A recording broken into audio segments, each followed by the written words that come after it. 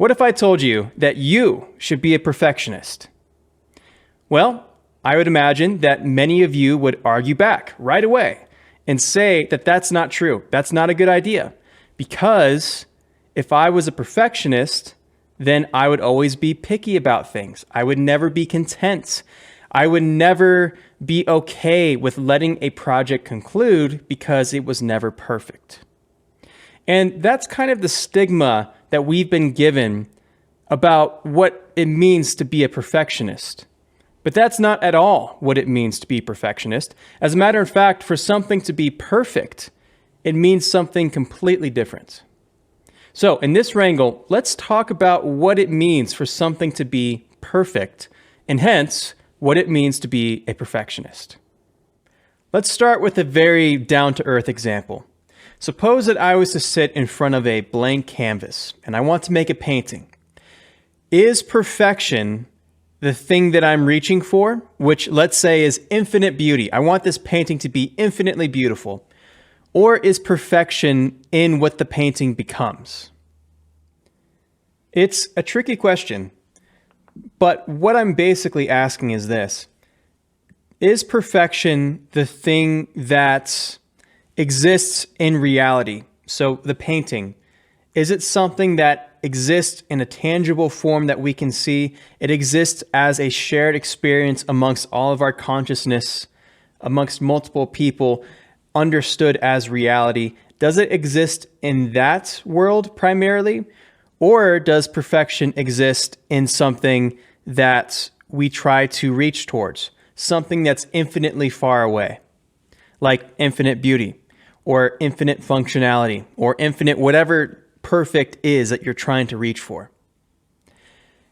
In my opinion, it's both, because I do believe that the archetypes that we reach for do exist in reality, even if we can't wrap our heads around those things. But I would also say that it's true that the painting has the ability to be perfect. And if the painting has the ability to be perfect, then it is to say that the perfection that the painting obtains is different than the archetype that we reach for as we're trying to paint it.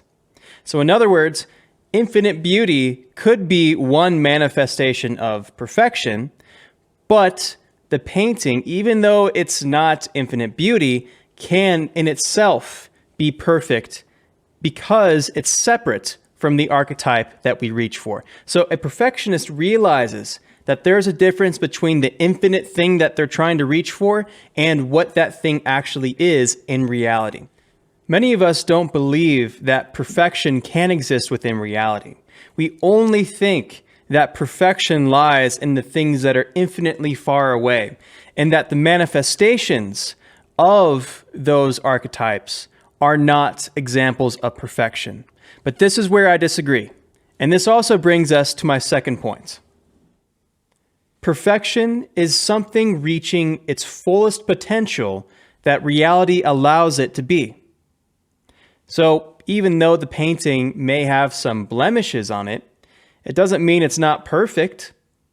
Because what makes that painting perfect is the fact that it became the most that it could be. If you don't believe that perfection is rooted in reality, then you're really just a nihilist. A nihilist is somebody who believes that there is no such thing as meaning. There is no such thing as truth. That nothing really matters because nothing truly exists. That's at the core of what nihilism is all about. And it's actually not that far off from somebody who believes that it's impossible for things to reach their fullest potential. You see, if you're somebody who believes that it's impossible for something to reach its fullest potential, that, again, perfection can't exist within reality, even with its blemishes, then you're somebody who is, at heart, also probably a nihilist. It's kind of impossible for you to believe in real, true meaning, because what's the point in pursuing potential if it's not there? Now, I know that sounds a little bit extreme, but what's not so extreme is the fact that that little attitude is going to turn into the reason why you don't achieve your goals. It's going to turn into this attitude of nihilism that things don't matter, that potential can't ever reach perfection, so what's the point in trying? And if you start thinking that way, you're not going to take the risks necessary to be successful. You're not going to take that painting as far as it could go. You're not going to reach the potential that you have, and the things that you manifest in the world are not going to reach the potential that they have. And so that little attitude actually has massive ripple effects. So I think it's worth saying that perfectionism is often mistaken for the nihilist. And what a damn shame that is, because those two people are completely opposite.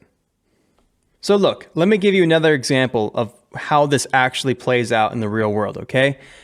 I know of somebody who's dated like 300 people, or at least it seems like she's dated 300 people, and nobody is ever good enough. She justifies this by saying, you know what, I'm just a perfectionist. My standards are up here, nobody's ever met them, and that's why I'm not married, even though apparently she wants to be married, right? Would you say that person is a perfectionist or something else? I would argue something else. Now, I don't know if she's necessarily a nihilist. She might be. Maybe for her, she's mistaking her pickiness for this attitude of nihilism, that potential doesn't exist, that nothing really matters, so why invest into people? That could be the attitude. She could be indecisive. She could just be picky. Who knows? But there are many things in the world that we confuse perfectionists for. And I don't think it's a great thing that we do that. I don't think it's a service to true perfectionists to compare them to somebody who's picky, nihilistic, indecisive, or a whole other array of things that are not at all what it means to be a perfectionist. And you know what a real perfectionist would do? They wouldn't try to date 300 people. They'd actually try to manifest the potential that other people have. And it's something that I think is far too lacking right now in this world. I think people, they want expediency, and that means that the value of investing in potential is so weak right now. And it's not just dating, it's across the board right now.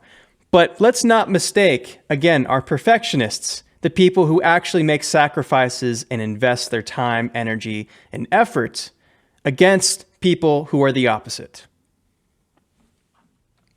Underlying the perfectionist's pursuit is not pessimism, it's optimism. It's believing that something can be what it could be. So this is why I tell you that you should be a perfectionist. To understand perfection is to know that there is the potential for things to become better. It's understanding that you can manifest the highest form of something that reality allows it to be. Many of you are VFX, 3D animation professionals. You've probably been told your whole career that you shouldn't be a perfectionist, but the opposite is actually true. Given a client, given a situation, given a project, it's your job to figure out the highest potential of what reality will allow this thing to be and to manifest that. That's what you're paid for. You're not paid to be picky, indecisive. You're not paid to be all of these other things that get mistaken for perfectionism. You're paid to be somebody who can manifest something into reality. And that's perhaps one of the most important qualities to try to aim for as a 3D artist. So how do you understand perfectionism? What does perfect mean to you? Let me know in the comments. I'd be interested to hear your thoughts. Thanks for watching and have a great day.